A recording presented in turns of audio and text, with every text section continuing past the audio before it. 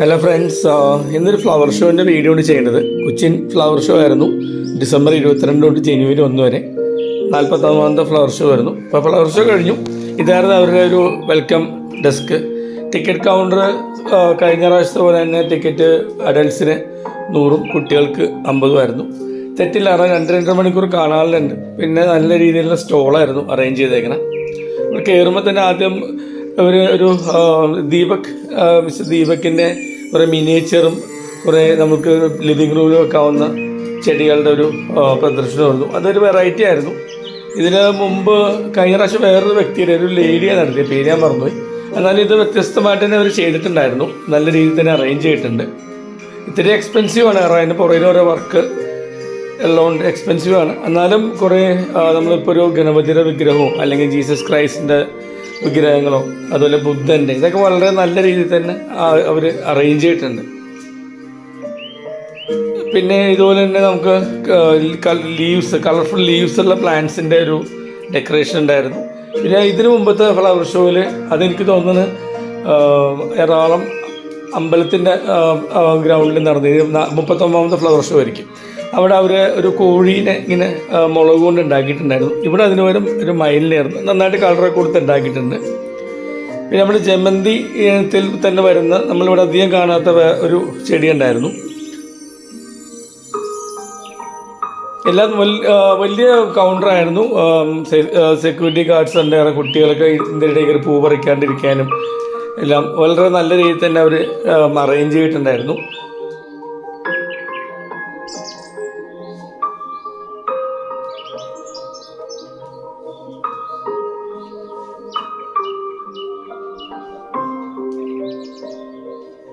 ഇപ്പോൾ ആദ്യത്തെ ദിവസമാണ് ഞാനവിടെ പോയത്. അപ്പോൾ ആദ്യത്തെ ദിവസം കൊണ്ട് കുറച്ചൊക്കെ ഒരു അറേഞ്ച്മെൻറ്റ്സ് ബാക്കിയുണ്ടായിരുന്നു. കാരണം ഡിസംബർ 22-ാം തീയതി വൈകുന്നേരം 5 മണിക്കാണ് കേരള മിനിസ്റ്റർ അത് ഉദ്ഘാടനം നടത്തിയത്. സ്വാഭാവികമായിട്ടും കുറച്ച് സ്റ്റോൾസ് കുറേ എന്ന് പറയാൻ പറ്റില്ല, ഏകദേശം എല്ലാം പൂർണ്ണമായിരുന്നു. അപ്പോൾ ഓർക്കിഡൊക്കെ നല്ല രീതിയിൽ തന്നെ അവർ പല ടൈപ്പ് ഓർക്കിഡ് അറേഞ്ച് ചെയ്തിട്ടുണ്ടായിരുന്നു.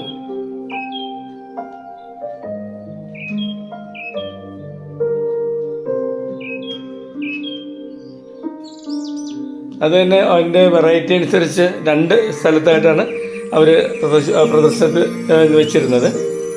പിന്നെ ഇതിൻ്റെ സെയിലുണ്ട്. സെയിൽ സാധാരണ പോലെ തന്നെ ഇതിൻ്റെ എല്ലാ ദിവസവും ഇതിൻ്റെ ബാക്ക് സൈഡിൽ സെയിലുണ്ട്. പിന്നെ ഈ വെച്ചിരിക്കുന്ന ഒരു സെയിൽ ചെയ്യാൻ ഉദ്ദേശിക്കുന്നത് അവർ തീരുന്ന ദിവസം ജനുവരി 1-ാം തീയതിയാണ്. പിന്നെ ഈ പ്രാവശ്യം ബൊഗൈൻ വില്ലകൾ അത്ര വലിയൊരു സ്റ്റോൾ ഉണ്ടായിരുന്നില്ല, കുറവായിരുന്നു. എന്നാലും ഉള്ളത് നന്നായിട്ട് തന്നെ അവർ അറേഞ്ച് ചെയ്ത് വെച്ചിട്ടുണ്ടായിരുന്നു.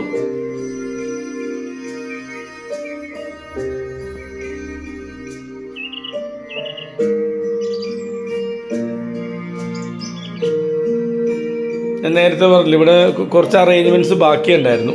ഏതായാലും നിങ്ങൾ വീഡിയോ ഒന്ന് കണ്ടു നോക്കുക. ഒരുമാതിരിപ്പെട്ട എല്ലാ സെക്ഷൻസിലെ ഫ്ലവേഴ്സിനൊക്കെ അവർ കവർ ചെയ്തിട്ടുണ്ട്. കഴിഞ്ഞ വർഷത്തെ പോലെ തന്നെ ഈ വർഷം ഓർക്കിഡാണ് കേന്ദ്രം. ഓർക്കിഡ് നന്നായിട്ട് കൂടുതൽ വെറൈറ്റി ഉണ്ടായിരുന്നു.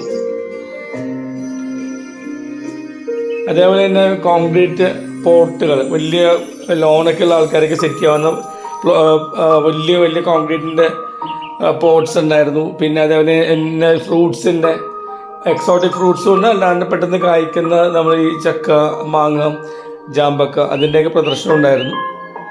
അതിനുപരിയായിട്ട് കുറേ ഡീറ്റെയിൽസ് കിട്ടിയിരുന്നു. എറണാകുളത്ത് അല്ലെങ്കിൽ കേരളത്തിൽ എവിടെയൊക്കെയാണ് നമുക്ക് നല്ല രീതിയിൽ ആശ്രയിച്ച് ചെടികൾ വാങ്ങാവുന്നത്. പൊതുവെ നമുക്ക് മണ്ണുത്തി അങ്ങനെ 1-2 സ്ഥലങ്ങളിൽ അറിയുള്ളൂ. ഇവിടെ വരുമ്പോഴേക്കും കുറേ ഡീറ്റെയിൽസ് അതിലുണ്ടായിരുന്നു.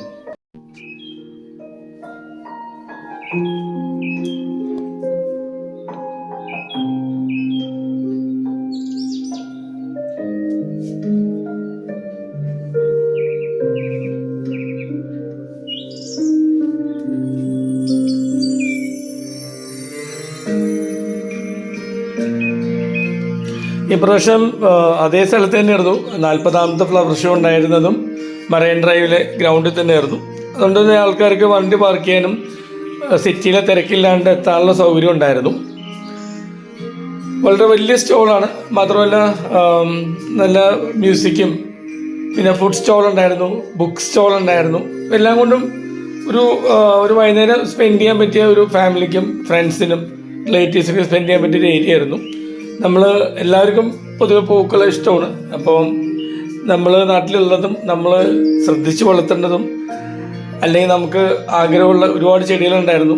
ഈ ഇലച്ചെടികളൊക്കെ തന്നെ വളരെ നല്ല രീതിയിൽ ചുമപ്പാണെങ്കിലും റോസാണെങ്കിലും മഞ്ഞയാണെങ്കിലും വെള്ളയാണെങ്കിലും ഒക്കെ നല്ല രീതിയിൽ തന്നെ അവർ അറേഞ്ച് ചെയ്ത് വെച്ചിരുന്നത്. ആ അറേഞ്ച്മെൻറ്റ് തന്നെ ഒരു ഹാറ്റ്സ് ഓഫ് കൊടുക്കണം. കാരണം അവരുടെ ആ അറേഞ്ച്മെൻറ്റാണ് നമ്മൾ ഇത്രയും കളർഫുള്ളായിട്ട് കാണാനുള്ള കാരണം.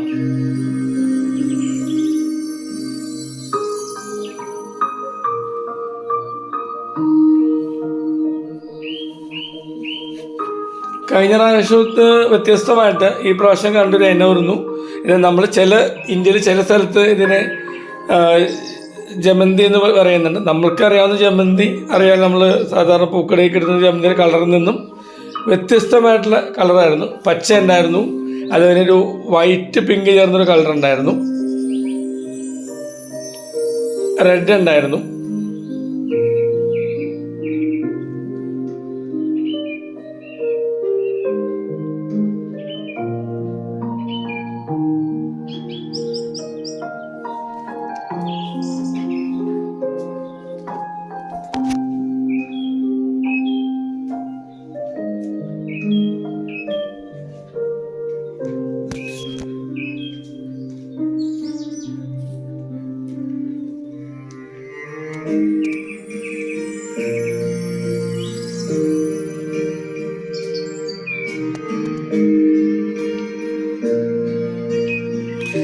ചില സ്ഥലത്ത് ഇതിനെ ചന്ദ്രമല്ലിക എന്നും പറയപ്പെടുന്നുണ്ട്.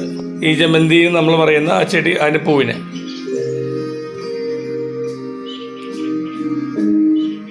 അതുപോലെ തന്നെ മാവ് ബഡ് ചെടികളുടെയൊക്കെ പ്രദർശനം ഉണ്ടായിരുന്നു. അത് വളരെ നല്ല രീതിയിൽ അവർ അറേഞ്ച് ചെയ്തിട്ടുണ്ട്. ഇപ്പം ഒരുപാട് സ്ഥലമൊക്കെ ഉള്ള ആൾക്കാരൊക്കെയാണെങ്കിൽ ഇത് പ്ലാൻ ചെയ്യാവുന്നതാണ്.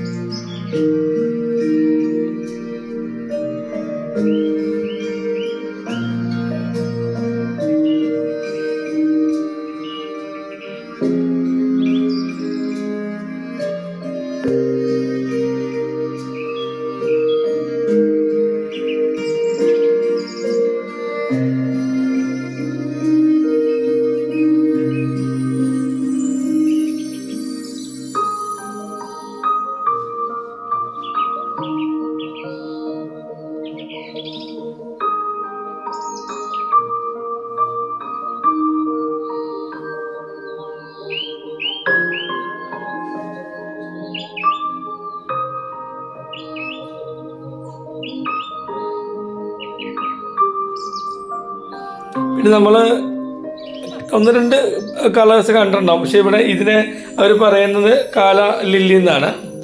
അപ്പോൾ കാലിയ ലില്ലിയുടെ റോസ് കളർ ഉണ്ടായിരുന്നു, പിങ്ക് ഉണ്ടായിരുന്നു, പിന്നെ ഒരു നീര് പച്ച ചേർന്ന മഞ്ഞ കളർ ഉണ്ടായിരുന്നു. ഇത് ഒരുമിച്ച് ഇങ്ങനെ വെച്ച് കഴിഞ്ഞപ്പോൾ നമുക്ക് അപ്പോഴും മനസ്സിലാണ് ഇത്രയും ചെടികൾ ഒരുമിച്ചുണ്ടെങ്കിൽ എത്രത്തോളം ഭംഗി ഉണ്ടാവും എന്നുള്ളത്. ഇതിൻ്റെയൊക്കെ സെയിലുണ്ട് കേട്ടോ. ഇത് എല്ലാം തന്നെ 1-ാം തീയതി കൊടുക്കുമെന്ന് തൊട്ടുണ്ട്. പക്ഷേ എനിവേ നമ്മളുടെ ഇപ്പോൾ ദിവസം കഴിഞ്ഞു പോയി. എല്ലാ ഫ്ലവർ ഷോക്കും ചിന്തിക്കേണ്ട, ഫ്ലവർ ഷോ തുടങ്ങി അവസാനിക്കണതിനന്ന് രാവിലെ 9 മണിക്ക് സെയിൽ തുടങ്ങും.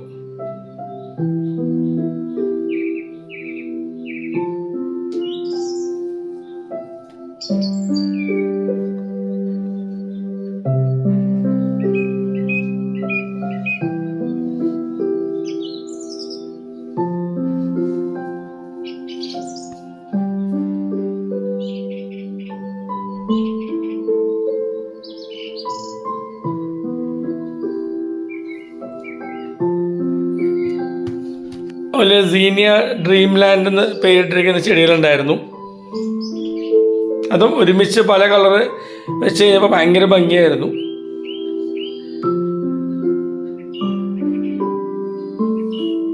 പിന്നെ കാക്ടസിൻ്റെ കഴിഞ്ഞ പ്രാവശ്യം അത്രയും വെറൈറ്റി ഉണ്ടായിട്ടില്ലെങ്കിലും വലിയ കാക്ടസുകൾ ഈ പ്രാവശ്യം ഉണ്ടായിരുന്നു. അത് വലിയ പോട്ടിലൊക്കെ. അപ്പോൾ നമ്മൾ ആലോചിക്കേണ്ട കാര്യം, എത്ര വർഷങ്ങൾ എടുത്തിട്ടുണ്ടാവും, എത്ര നാളത്തെ പ്രയത്നമാണ് ഇത് വളർത്തുന്നതും ഇതിനെ മെയിൻറ്റെയിൻ ചെയ്യുക എന്നുള്ളത്. പല കാക്ടസിൻ്റെ ചെടിയിൽ നിന്ന് ഇലകൾ വളരെ റെയറായിട്ട് നമുക്ക് കാണാറുള്ളൂ. അതിൻ്റെ പ്രദർശനം ഉണ്ടായിരുന്നു. അപ്പോൾ ആ സെക്ഷൻ ചെറുതായിരുന്നെങ്കിലും നല്ലതായിരുന്നു കാണാൻ.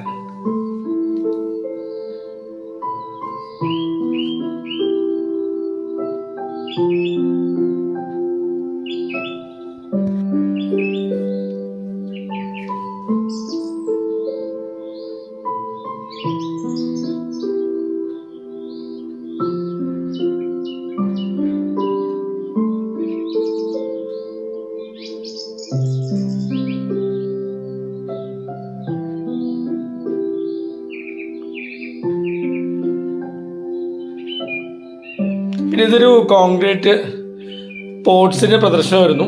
പ്രത്യേകിച്ച് വലിയ ഗാർഡൻ ഉള്ള വ്യക്തികൾക്ക് അവർക്കതിൻ്റെ യൂസ് അത്ര കാര്യമായിട്ട് വരുള്ളൂ. അവരുടെ അഡ്രസ്സും കാര്യങ്ങളൊക്കെ അവർ മെൻഷൻ ചെയ്തിട്ടുണ്ടായിരുന്നു. അപ്പോൾ ഈ പോട്ടുകളും അതിനകത്ത് ഓരോ ചെടികൾ വെക്കുമ്പോഴാണ് നമുക്കൊരു വിഷ്വലൈസ് ചെയ്ത് കാണാൻ പറ്റുന്നത് ഈ എത്ര ലോൺ എങ്ങനെ നമുക്ക് ബ്യൂട്ടിഫുൾ ആക്കാമെന്നും പറഞ്ഞിട്ട്. നല്ല രീതിയിൽ അവർ ചെയ്തിട്ടുണ്ട്. നല്ല സ്പേസ് എടുത്തിട്ട് വലുതും ചെറുതും കളേഴ്സും ഒക്കെ മിക്സ് ചെയ്ത് തന്നെ അവർ ചെയ്തിട്ടുണ്ട്. ഫെറോക്കോൺ എന്നാണ് ആ കമ്പനിയുടെ പേര്. നെറ്റിൽ സെർച്ച് ചെയ്ത് കിട്ടാവുന്നുള്ളൂ. കോൺക്രീറ്റ് ഫാക്ടറി എന്നാണ് അവർ അതിനെ പറയുന്നത് തന്നെ.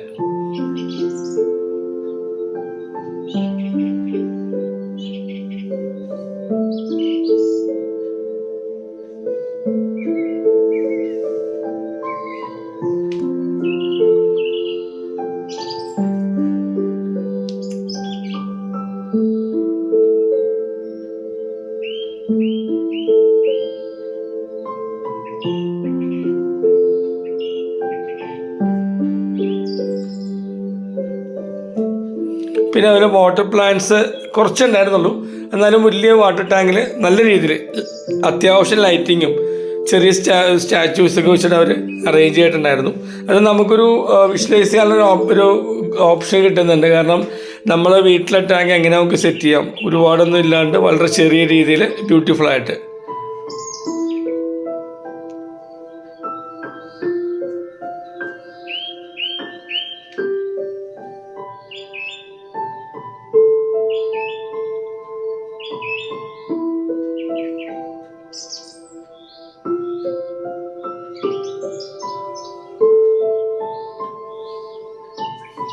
കഴിഞ്ഞ പ്രാവശ്യത്തെ വ്യത്യസ്തമായിട്ട് ഈ പ്രാവശ്യം നമ്മൾ നടക്കുന്ന വഴികൾ ഒരു ബ്ലാക്ക് ഗാർഡൻ ക്ലോത്ത് കൊണ്ട് അവർ കംപ്ലീറ്റ്ലി കവർ ചെയ്തിട്ടുണ്ടായിരുന്നു. പുല്ലുകളൊക്കെ വെച്ചിട്ട് ഒരു നല്ലൊരു കുറച്ചുകൂടി ഫീലിംഗ് നന്നായിട്ടുണ്ട്. കാരണം ഈ പ്രാവശ്യം ചെയ്തേക്കുന്ന വ്യക്തികൾ കഴിഞ്ഞ പ്രാവശ്യത്തിൽ നിന്നും പോരായ്മകളെല്ലാം പരിഹരിച്ചാണ് ചെയ്തേക്കുന്നത്.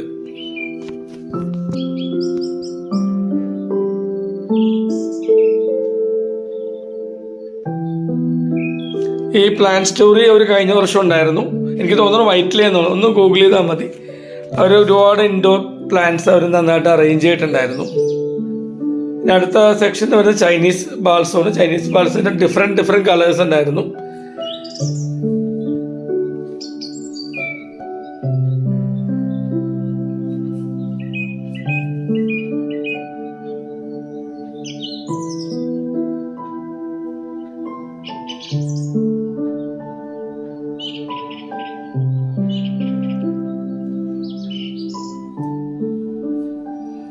പിന്നെ അതേപോലെ തന്നെ അധാന്യത്തിൻ്റെ കുറേ വെറൈറ്റീസ് ഉണ്ടായിരുന്നു. അതും വളരെ നല്ല രീതിയിൽ തന്നെ അവർ അറേഞ്ച് ചെയ്ത് വെച്ചിട്ടുണ്ട്. കുറച്ച് എക്സ്പെൻസീവ് പ്ലാന്റാണ്, എന്നാലും ഒരു 3-4 വീട്ടിലുണ്ടെങ്കിൽ തന്നെ കാണാൻ ഭംഗിയാണ്. വേറിട്ട പൂക്കളുമാണ് അതിൻ്റെ, അധികം ലീവ്സ് ഇല്ലാത്ത രീതിയിൽ നന്നായിട്ട് നോക്കേണ്ട ഒരു പ്ലാന്റ് കൂടിയാണ്. എല്ലാ വർഷത്തെ പോലെയും താരം എപ്പോഴും ഓർക്കിഡ്സാണ്. അപ്പോൾ ഓർക്കിഡ് ആയതുകൊണ്ട് തന്നെ എക്സ്പെൻസീവ് ആയതുകൊണ്ട് തന്നെ ആൾക്കാർ പറിക്കാൻ ചാൻസ് ഉള്ളതുകൊണ്ട് തന്നെ കൈ എത്ര ദൂരത്തിൽ മാറ്റിയാണ് അവരത് അറേഞ്ച് ചെയ്ത് വെച്ചിരുന്നത്.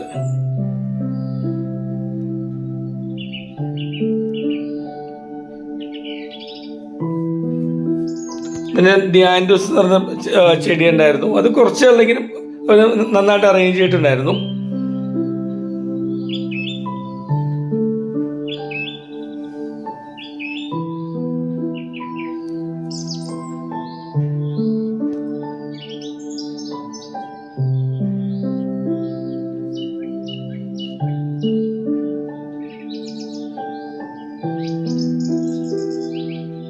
ഓർക്കിഡ് തന്നെ മൊക്കറ എന്നൊരു ഐറ്റം ഉണ്ടായിരുന്നു.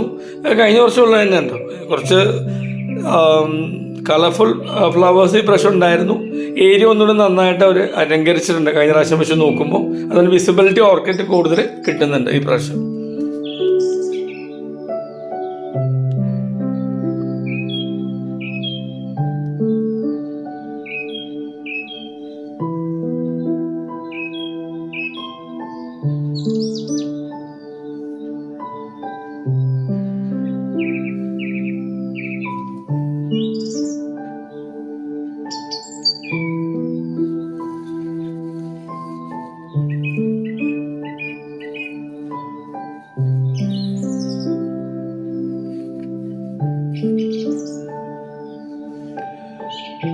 പിന്നെ ഈ പൂവെന്ന് പറയുമ്പോൾ നമ്മളിതിനെ ഹൈദ്രാഞ്ചി എന്ന് പറയുന്നുണ്ട്. ഒരു കാലഘട്ടത്തിൽ സിനിമയിലും പഴയ വീടുകളിലൊക്കെ ഇത് അലങ്കരിച്ചിരുന്നു 3-4 കളേഴ്സ്. ഇപ്പം ഇത് കാണുന്ന അപൂർവമാണ്. ഡാലിയ ഉണ്ടായിരുന്നു. ഡാലിയ എപ്പോഴും ഒരു താരമല്ല പൂക്കളുടെ. പിന്നെ എല്ലാവർക്കും ഏത് ആളുടെയും കണ്ണെപ്പോഴും അന്വേഷിക്കുന്ന ഒരു സാധനമാണ് റോസ്. റോസിൻ്റെ പല വെറൈറ്റി ഉണ്ടായിരുന്നു. കളർഫുള്ളായിട്ട് തന്നെ അവർ അറേഞ്ച് ചെയ്തിട്ടുണ്ട്.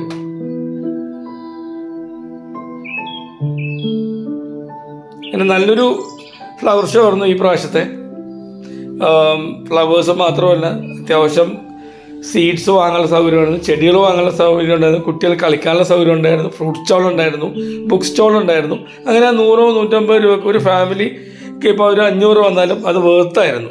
അപ്പോൾ അടുത്ത പ്രാവശ്യം ഫ്ലവർ ഷോ ഈ പ്രാവശ്യം കാണാത്ത ആൾക്കാർ മിസ് ചെയ്യരുത്, തീർച്ചയായിട്ടും പോകണം.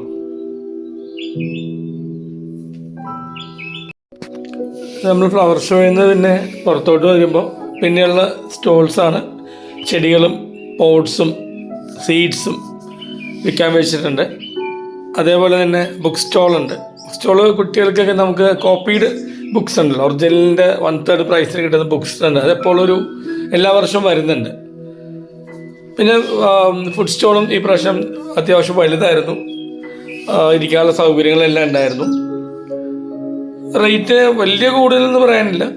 എന്നാലും നമുക്ക് ജ്യൂസുകളുണ്ടായിരുന്നു, പല വെറൈറ്റി ഉണ്ടായിരുന്നു, ചായ ഉണ്ടായിരുന്നു, കളർഫുൾ ചായയൊക്കെ ഉണ്ടായിരുന്നു. അപ്പോൾ എനിക്ക് നല്ലൊരു എക്സ്പീരിയൻസ് ആയിരുന്നു. ഫ്ലവർ ഷോ കണ്ടിറങ്ങി കഴിഞ്ഞിട്ട് ഒന്ന് റിലാക്സ് ചെയ്ത് ചെറിയ സോഫ്റ്റ് ഡ്രിങ്ക്സും ചെറിയ ഫുഡെല്ലാം, ബിരിയാണി ഫ്രൈഡ് റൈസൊക്കെ ഉണ്ടായിരുന്നു.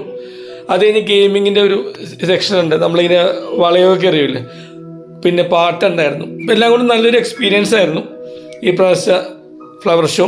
അടുത്ത പ്രാവശ്യം ഈ പ്രാവശ്യം പോവാത്ത ആൾക്കാർ പോകണം. എറണാകുളം മറൈൻ ഡ്രൈവ് തന്നെ ആയിരിക്കും. Thank you, by.